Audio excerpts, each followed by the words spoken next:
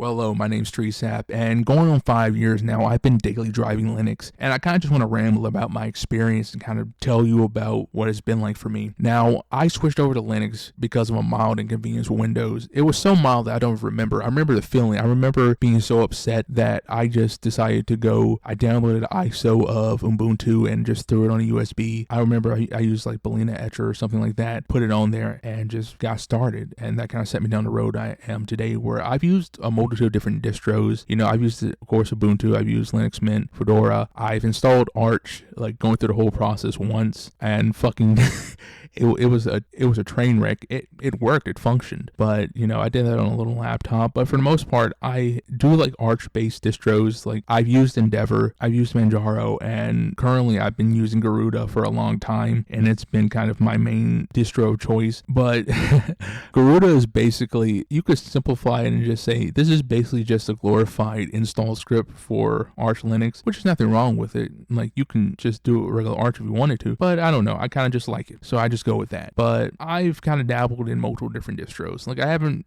tried installing Gentoo. Maybe I'll do that one day. Recently I've been messing around with like NixOS because it's kind of interesting to some degree, but I'm pretty sure Garuda is just going to be what I stick with on my main rig for now. Only thing I've kind of switched around over time is switching over to using Hyperland, which has kind of been fun, especially with different things I've been doing. And also over time, I've used Linux for a multitude of things. Of course, playing video games and making a video like I am now. So recording, editing, all that stuff. And there's some hurdles I had to kind of overcome when doing that, because there's some software that isn't available, and particularly because I have done like freelance design stuff here and there. So it was kind of a shift from using like Adobe suite products to using a lot of open source alternatives. And definitely for some people, if you're like an actual professional, like not like me who just kind of dabbles and stuff, and you kind of have to rely upon these things for like your livelihood, I would probably recommend either just using Linux on like maybe a laptop or some other PC you use for just your own fun, and kind of having a separate rig for being able to do your editing and stuff. But hell, if you want to do it using all open source stuff, you can, but you're definitely going to have a big change in your workflow and stuff like that. So that's just kind of like a warning for anybody who would be deciding to switch over. But for the majority of people, you'll be fine, because the average person is really even going to be using Adobe products for really anything. Like the vast majority of people are going to be like in their web browser. They might use an application here and there, but they can usually get most of what they need just by having an operating system that allows you to open a browser, which is every single one of them.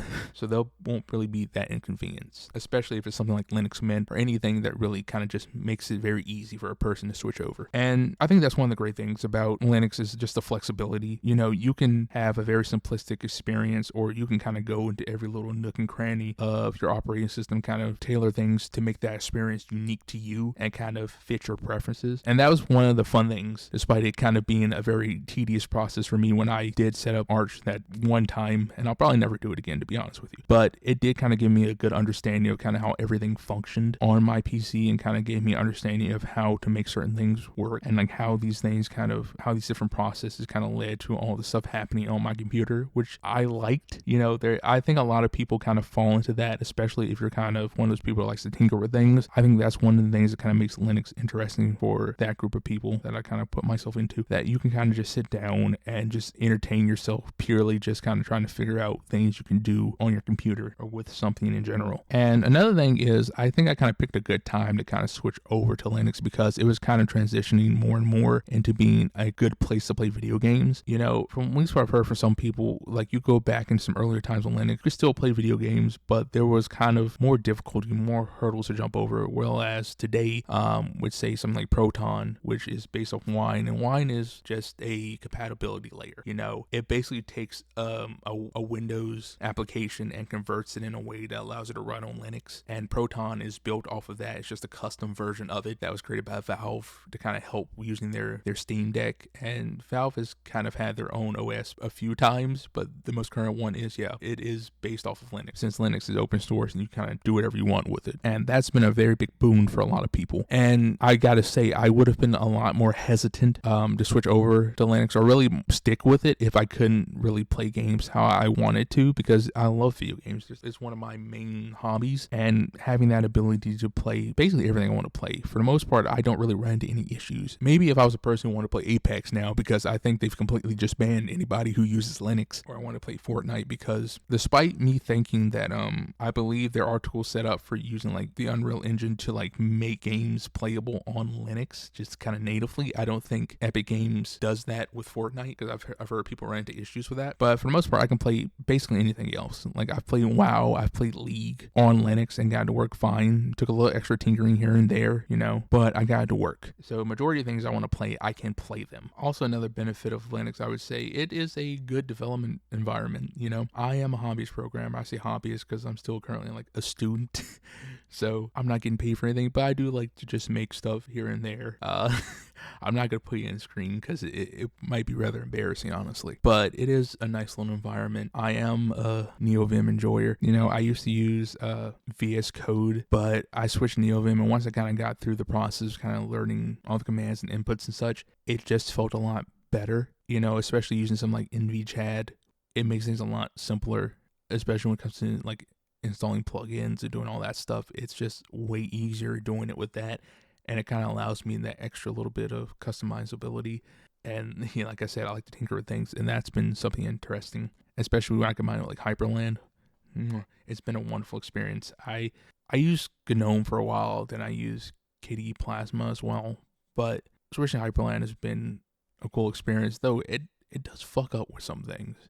Like a weird issue I kind of ran into when trying to run certain things like Pygame applications, like trying to launch one. I ran into issues where shit would just not pop up, and that's something I kind of had to work around. But hey, I'm not getting paid for it, so luckily I'm not on any like strict time schedule, so getting things to work properly has been just an enjoyable experience in and of itself. And another thing, though this isn't something I really care about, depending on how you want to go about with your distro or how you might set up your operating system, if say you're going with something like Arch or Gentoo, kind of setting up how everything is, you can get some very, very low amounts of system resource utilization on Linux. Though I don't really care about that. I have a lot, plenty of everything I need on my system. But hell, if you got an old PC laying around, because I got like some old gaming laptops, some old ThinkPads, and just some old laptops in general that I kind of use like different distros on, just kind of revitalize those old pieces of technology so they don't become like fucking e-waste, and I can use for something. Like I use like an old laptop to make like a little server out of. But that's one benefit in that regard. But if you're running like on a gaming PC, you probably got enough to where you probably are not going to worry about how much RAM you're using. I got like 125 gigabytes of RAM on here, so I'm not really worried about it using a little bit. Though there are some people who run into issues where Linux can use a lot of RAM, but for the most part, you're not going to be, don't worry about that. Most of it just kind of being utilized for like caching and stuff like that.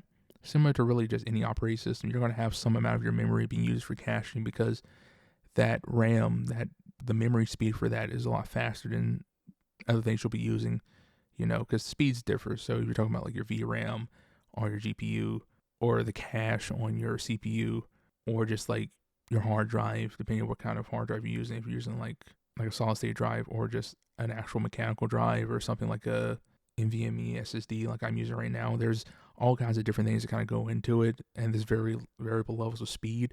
But usually, unless something goes wrong, that memory will be freed up if you need it for something. So if you do run into issue where you're like, oh man, it's using a lot of memory, for the most part, it can be fine.